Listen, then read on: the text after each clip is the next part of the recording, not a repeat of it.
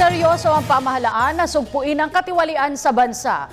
Ayon kay PCOO Secretary Sunny Coloma, bahagi ng mga reformang isinusulong ng Administrasyong Aquino sa hangaring mapaglingkuran pang lalo ang mga mamamayan. Nag-uulat si Rocky Ignacio mula sa Malacanang, live. Maraming salamat, Cathy. Determinado nga si Pangulong Aquino na sugpuin ang graft and corruption sa bansa. Sinabi ito ni Presidential Communications Secretary Sunny Coloma kaugnay ng pinakahuling SWS Survey on Corruption na nagsasabing nadagdagan ng porsyento na naniniwala na umiiral pa rin ang corruption sa bansa. Pero paliwanag ni Secretary Coloma, pinakamababa pa rin porsyento ito na naitala simula 2000. Muling binigyan din ng Malacanang ang matibay na commitment ni Pangulong Aquino na labanan ng korupsyon sa bansa. Ayon kay Presidential Communications Secretary Sunny Coloma, gagawin ng Aquino Administration ang makatotohanang paglilinis sa bansa sa lahat ng uri ng katiwalian. Government continues to promote good governance as one of the 5 pillars of the Philippine Development Plan.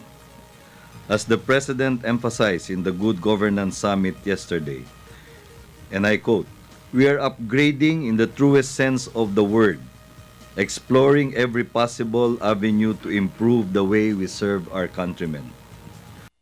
Ties all these initiatives together is the efficiency and the persistence with which we have pursued them.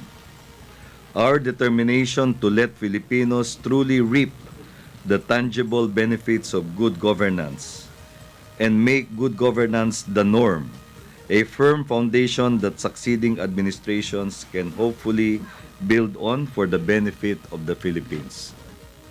Ipinahayag ito ng palasyo kaugnay ng SWS survey kung saan nadagdagan ang porsyento na nagsabing patuloy ang korupsyon sa bansa. Mula sa perception sa korupsyon ng 43% noong 2012, umabot ito sa 56% itong nakaraang taon. Bagamat kinikilala ng Malacanang, maliwanag sa survey na may 73% pa rin ang kumbinsido na kumikilos ang gobyerno laban sa korupsyon. Ang 56% na pananaw ay pangalawa sa pinakamababang perception simula pa noong 2000. Those saying that the administration's steps in eradicating corruption are, quote, somewhat, / very effective, unquote, fell slightly to 73% in 2013 from 78% a year ago. Hence, it is evident that the perception on seeing a lot of corruption is balanced by the perception that the government is taking steps to eradicate corruption. Gate pa ng kalihim, naging makatotohanan ng reforma ng Aquino administration dahil na rin sa pagkilala ng international community sa pag-angat ng Pilipinas sa global competitiveness at nakikita na rin ang potensyal sa larangan ng pagnenegosyo. These favorable findings give due recognition to the government's determination to institutionalize reforms that will promote good governance, pursuant to its commitment to implement the United Nations Convention Against Corruption, UNCAC, through the 21-point agenda announced by the President in Malacanang last December 21, 2013, that was endorsed by the leaders of both houses of Congress, the Chief Justice of the Supreme Court, and the Ombudsman. Sa kasalukuyan, patuloy ang pagsisikap ng pamahalaan para makalikha pa ng dagdag trabaho. Sagot na rin ito ng palasyo sa report ng planong ipagkaloob ang trabaho sa Pilipinas sa iba pang skilled foreign workers. Paliwanag ni Coloma, hindi aalisan ng pamahalaan ng oportunidad ng maraming Pilipino, sa halip magbibigay daan pa ito atin ng mga OFWs na bumalik sa Pilipinas dahil sa naghihintay na trabaho. There is a request from industry recommending that DOLE consider the feasibility of opening 15 categories of highly skilled occupations to possible foreign employment on account of shortages in local supply.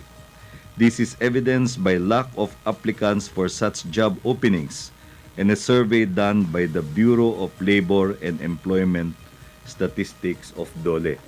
This could serve as a signal for our Filipino professionals abroad to return to the country to fill this gap, and for schools to realign courses offered to match the demand for highly skilled workers.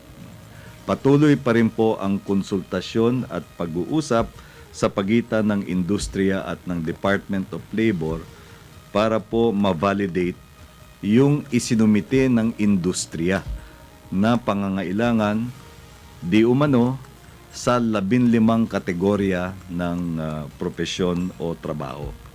Kaya nililinaw po natin, ang focus po ng gobyerno kung pababain ang walang trabaho, no? O magdagdag ng trabaho.